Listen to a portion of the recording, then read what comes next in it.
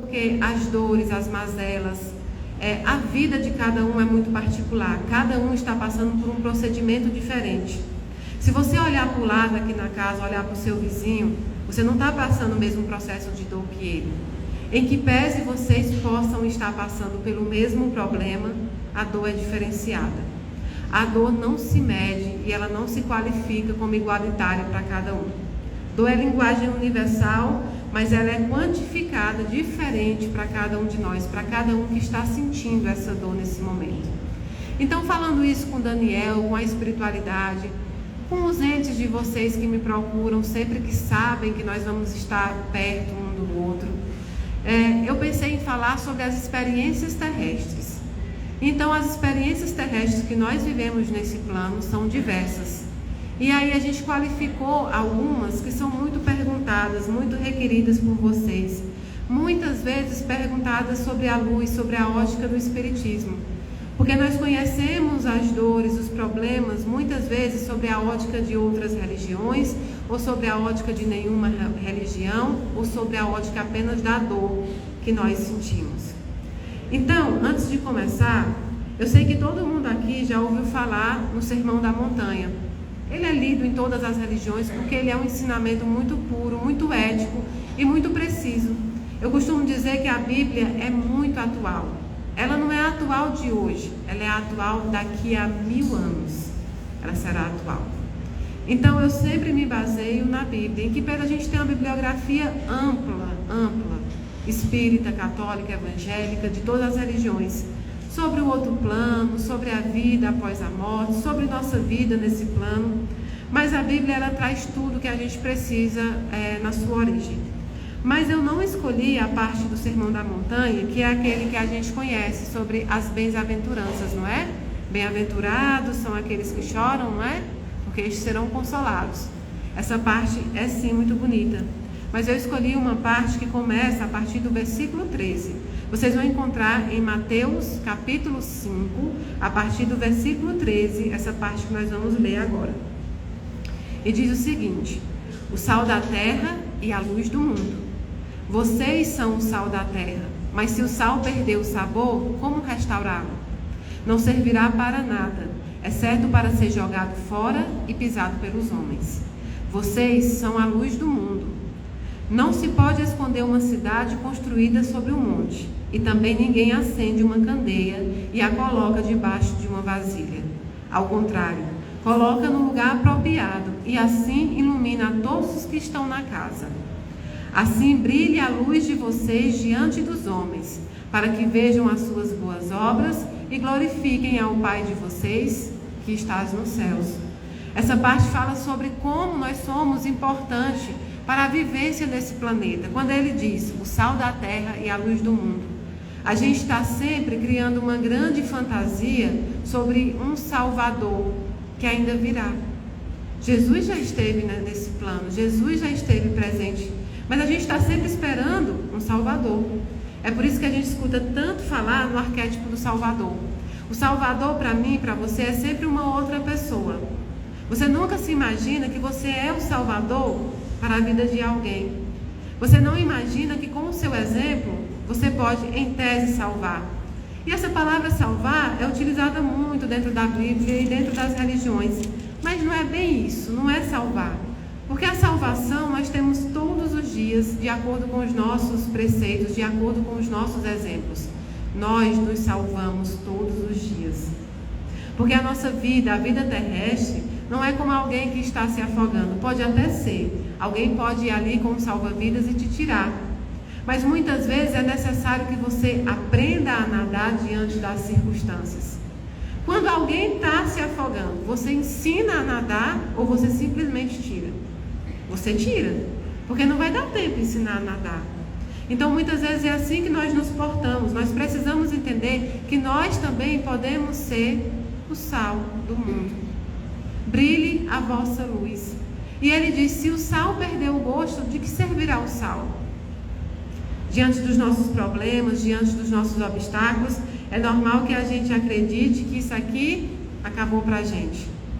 Quantas vezes nós não dizemos diante do nosso problema: não tem mais objetivo, não tem mais sentido. Nós todos, alguma vez na vida, já pensamos sobre isso. Nós não gostamos de admitir, mas já pensamos. Do que adianta tudo isso que eu estou fazendo agora? Eu perdi o emprego que eu tanto sonhava. Eu não consegui passar no concurso que eu tanto estudei. Eu perdi um filho, eu perdi um pai, uma mãe, um ente querido. E de novo, para você que é novo aqui, eu falo a palavra perder, porque é isso, o sentimento é de perda. Não adianta eu colocar outra palavra que não seja essa. O sentimento é de perda. Mas nós sabemos que a gente não perde pessoas, nós perdemos objetos que nos pertencem. As pessoas não, são espíritos individuais pertencentes ao Criador. Eu não me pertenço, você não se pertence. Você não é proprietária dos seus filhos ou de qualquer outra pessoa que você goste. Eles pertencem a Deus. E aí quando Deus chama de novo, quando Deus diz, eu vou buscar a minha joia, a gente não quer entregar. Porque a joia é bonita, porque ela te fez feliz, porque ela te fez se sentir a pessoa mais bonita, mais linda do mundo. Só que o ourives veio buscar a joia, ele quer a joia de volta. E às vezes a gente precisa entregar. E essa entrega não é fácil. Então, diante de muitas mazelas, e o luto principalmente, por que eu falo tanto do luto? Porque o meu trabalho é de consolo. Então a gente foca muito nisso, porque é assim que eu consigo fazer, é assim que eu consigo caminhar. Talvez eu não entenda de muitos e muitos outros assuntos.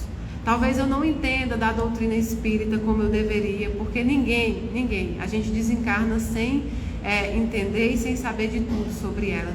A gente nunca sabe, na verdade, os desígnios de Deus. Isso é um mistério de fé, né? É um mistério do próprio Deus. Mas de uma coisa eu posso dizer para vocês. Eu entendo do luto, eu entendo da saudade. Não é só porque eu sou uma médium, porque eu já passei por isso. Todos nós já passamos. E quem não passou o luto, quem não passou a saudade de um ente muito próximo, vai passar. Porque a trajetória natural desse plano é essa. Nós enterrarmos as pessoas que nós amamos, ou elas nos enterrar. É isso que vai acontecer. E nós colocamos um tabu enorme na morte. Desde os primórdios, a morte é um tabu, assim como tantos outros assuntos que a gente evita conversar. E aí a gente diz assim, olha, religião e política não se discute. Mas como não se discute? Se você não discutir, como é que você pode colocar a sua visão? Como é que você pode absorver conhecimento? Isso vai da nossa intolerância humana, parte da nossa intolerância humana. A gente ainda não consegue discutir vários assuntos sobre diferentes óticas sem estar agressivo, sem querer impor a nossa verdade. E o engraçado é que Deus nunca impõe a verdade dele sobre nós. Deus nunca requer que nós entendamos a Ele. Ah, você precisa entender. Não, Ele não quer nada à força de você, nem obrigatório. Ele espera o seu tempo, o seu momento. Ele está lá sempre dizendo, eu sou teu pai, eu estou aqui de braços abertos. Assim como o filho pródigo. Mesmo que hoje você não compreenda o que eu fiz na tua vida, mesmo que hoje você não compreenda o porquê você passa por esse processo, eu estou aqui. E quando você compreender, eu estarei aqui. Então a gente faz isso o tempo inteiro, a gente não quer discutir. E a morte é um desses assuntos. A morte virou tabu. Há uma diferença entre morrer e desencarnar. Aqueles que partem no momento certo, aqueles que partem quando a sua missão na Terra, quando a sua prova na Terra, quando a sua encarnação nesse planeta se findou, eles desencarnam. A morte acontece muito quando são abreviados o tempo. Há uma abreviação do tempo.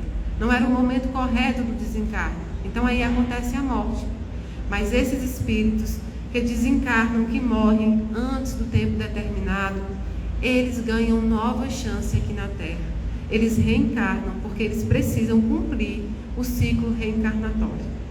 E aí é que está a beleza da doutrina espírita. E aí é que está a beleza de você conhecer outros caminhos.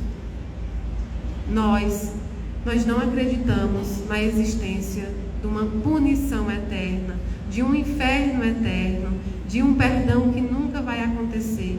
Nós não acreditamos em pecados mortais, nós não acreditamos que nós dormimos, nós acreditamos que nós trabalhamos após a vida material, após após a vida em que esse corpo atuou, a gente passa para um outro plano, numa outra dimensão, e continua trabalhando em prol da humanidade, em prol daqueles que ainda estão aqui, para tentar derrubar o véu da cegueira, para tentar fazer com que a humanidade toda evolua. Porque a gente só vai chegar mesmo a abrir todos os portais quando a humanidade estiver toda evoluída. E é por isso que está demorando.